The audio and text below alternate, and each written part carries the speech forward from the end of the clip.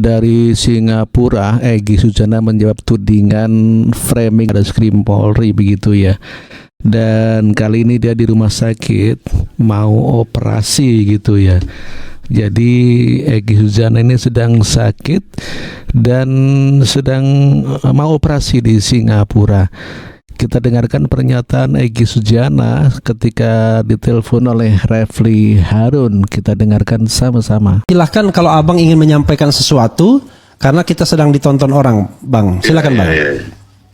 Terima kasih, Brother Refli Harun yang dimuliakan Allah.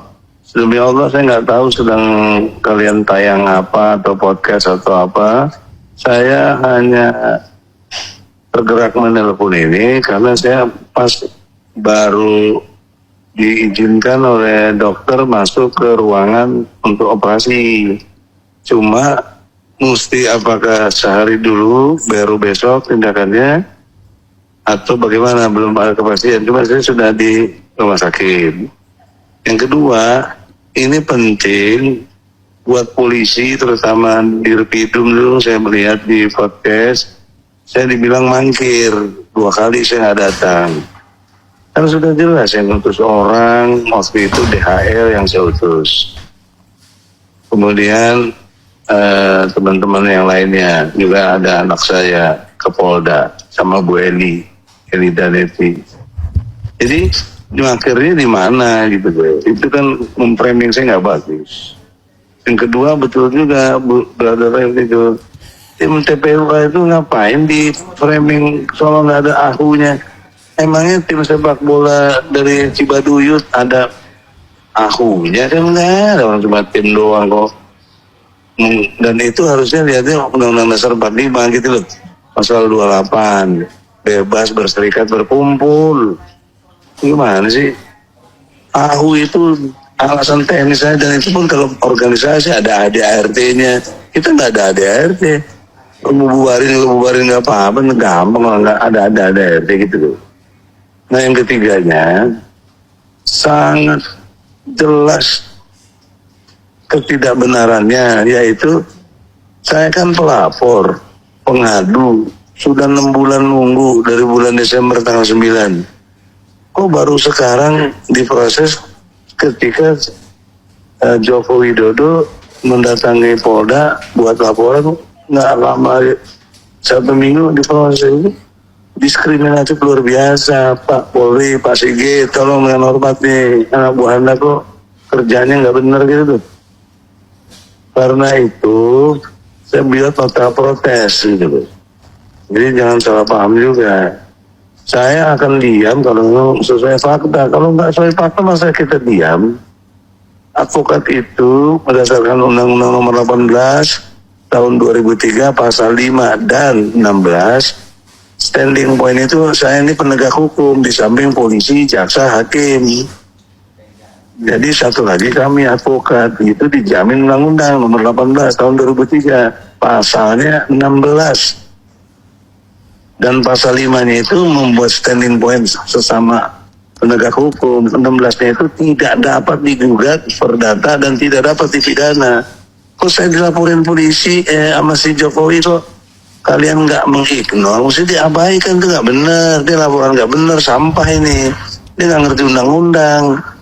Kecuali saya membuat kesalahan. Kesalahan saya apa kalau pencemaran? Saya nggak pernah menyemarkan dia kok. Kenapa baru sekarang dilaporin?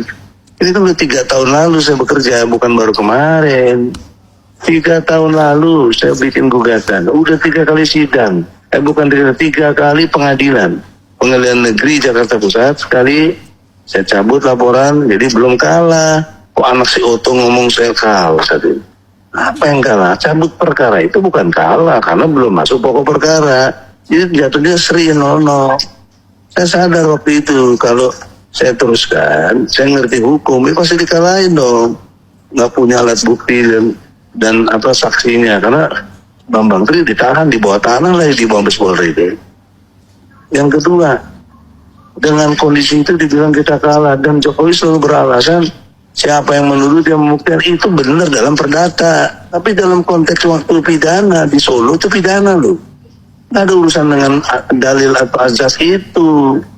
Karena yang menuduh itu polisi pertamanya, kemudian jaksa dengan P21 bisa 2 pengadilan. Itu saya persoalkan betul di pengadilan itu. Kalian berani bawa tuduhan kepada klien kami itu, bahkan mendakwa, menuntut 10 tahun. Alat bukti kalian apa? Nggak bisa jawab tuh jaksa tuh.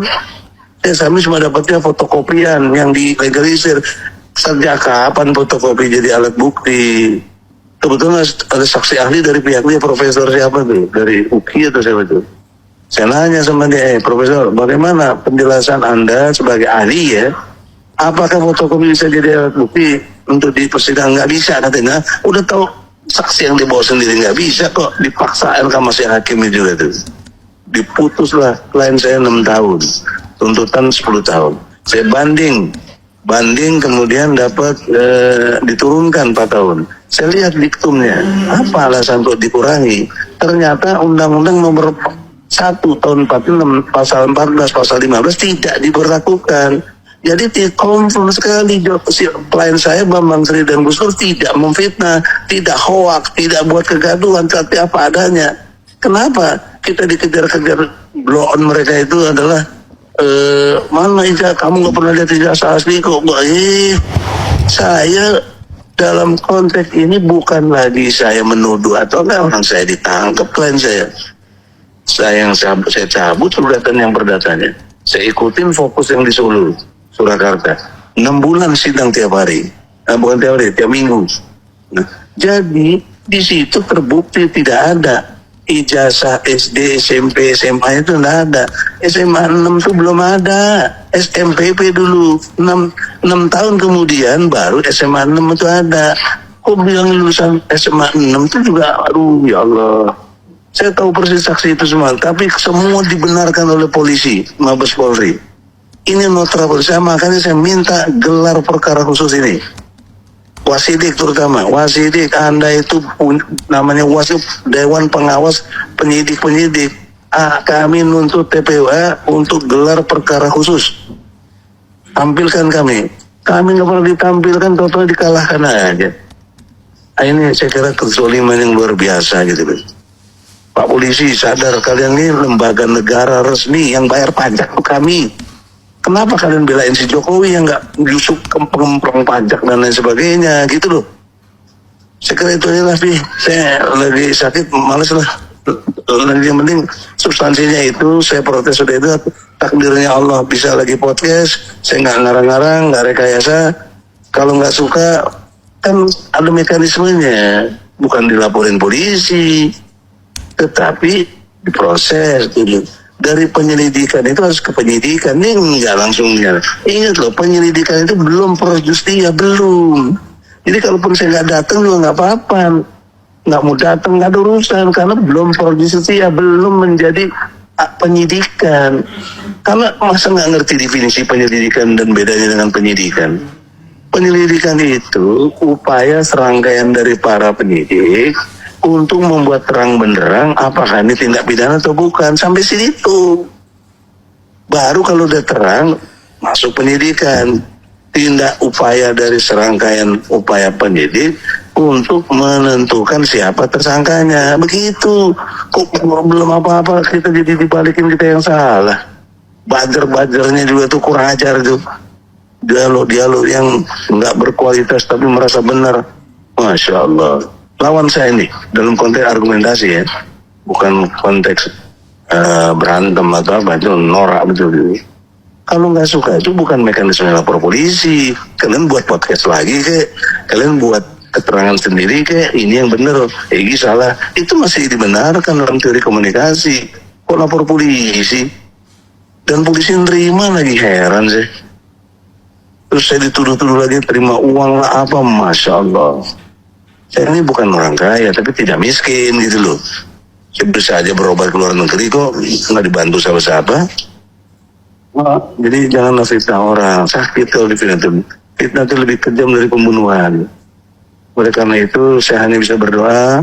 Saya ada punya nilai 2, satu lagi fisabilillah, yang kedua saya dizolimi, ya, lagi sakit, doanya insya Allah makbul. Saya berdoa dengan serius Jokowi segera ditangkap, insya Allah, amin. dan diperiksa semuanya, pendukung-pendukungnya ikut diperiksa karena kena pasal 55 turut serta. Sekira gitu, Bung Refli. Terima kasih. Assalamualaikum warahmatullahi wabarakatuh. Waalaikumsalam warahmatullahi wabarakatuh, Bang Egy. Mudah-mudahan segera sembuh ya. Saya melihat sebuah video yang beredar di dunia maya. Video berisi rekaman Bung Egy Sujana dengan Koalisi Perempuan yang mengatakan bahwa Ibu Megawati mengadakan sayembara untuk mengungkap ijazah palsu Joko Widodo.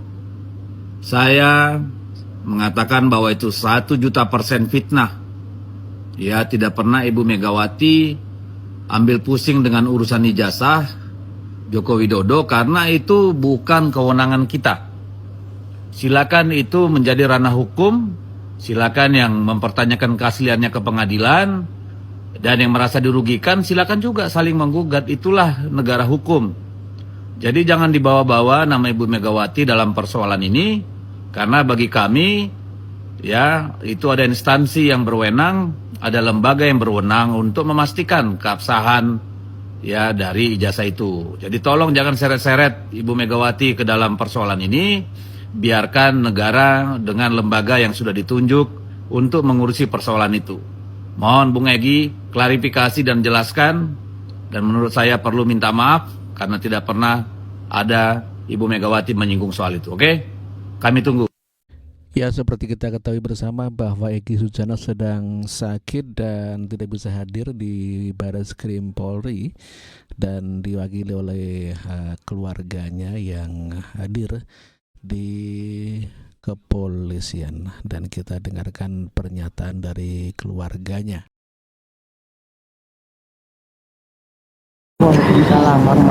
Semoga kita tetap dalam lindungan dan ridhonya Allah. Hari ini kami datang bersama anaknya Bang Egy Sujana untuk memenuhi panggilan klarifikasi karena Bang Egy sakit lagi di luar negeri, maka kami yang disuruh oleh pihak keluarga untuk hadir pada saat ini. Alhamdulillah tadi kami sudah ketemu dengan penyidiknya dan langsung mengantarkan surat kepada DIR dengan situasi kondisi Bang Egy saat ini. Untuk kejelasan klarifikasi kami minta Adinda Aisbul sebagai anaknya yang dapat menerangkan isi klarifikasi tersebut. Silahkan. Bismillahirrahmanirrahim. Assalamualaikum warahmatullahi wabarakatuh. Sebelumnya saya ucapkan terima kasih Bunda semua, ibu-ibu, bapak-bapak atas support dukungannya ya. Karena memang ini ujian yang kesekian kalinya. Kalau dari pihak keluarga kita udah cukup trauma lah di proses tahun 2022, kita juga 2019 ya dulu ya, dari 2019. Tuduhan makar itu yang sampai sekarang juga ternyata hanya alat politis untuk menekan aja gitu kan, karena nggak ada cenderungannya, nggak ada endingnya seperti apa gitu kan. Bahkan seharusnya sudah SP3 perkara itu, tapi tetap tidak diproses lanjut oleh kepolisian dan seharusnya sudah di SP3 karena waktu itu komitmennya seperti itu, tapi ternyata hanya jadi alat-alat politis lah. Oke lah, itu kita kesampingkan karena proses politiknya sudah berubah sekarang, dan sekarang ternyata ada peristiwa yang kita juga pertanyakan dalam konteks ijazah palsu Bapak Jokowi yang saat ini masih terus bergulir, masyarakat terus bertanya-tanya di mana ijazahnya gitu, seperti apa, yang bentuk aslinya apakah sama dengan yang beredar dan lain sebagainya. Itu menjadi pertanyaan semua lapisan masyarakat ya, khususnya para aktivis di sini, tentunya yang kritis termasuk orang tua saya Pak Egy Sujana, dan tentunya juga peristiwa laporan polisi dilakukan oleh Jokowi ini kami sangat sayangkan ya, karena semakin memperpanjang aja proses hukum yang ada. Seharusnya kan persoalannya simpel kalau masalah jasa itu. Ya semua ahli sudah berbicara lah untuk menyelesaikannya itu simpel. Tapi saya nggak mau beranjak jauh dari hal itu. Saya hanya ingin menyampaikan apa yang kita tempuh hari ini sesuai dengan undangan klarifikasi dari pihak Polda. Hari ini kami penuhi undangan tersebut atas permintaan, atas arahan juga dari ayahanda gitu kan, dari Pak Egy Sujana, yang kebetulan beliau memang secara kondisi belum bisa memenuhi panggilan, tetapi atas dasar etikat baik sebagai warga negara yang baik juga meminta saya selaku perwakilan dari pihak keluarga untuk memenuhi panggilan tersebut dan menyampaikan klarifikasi.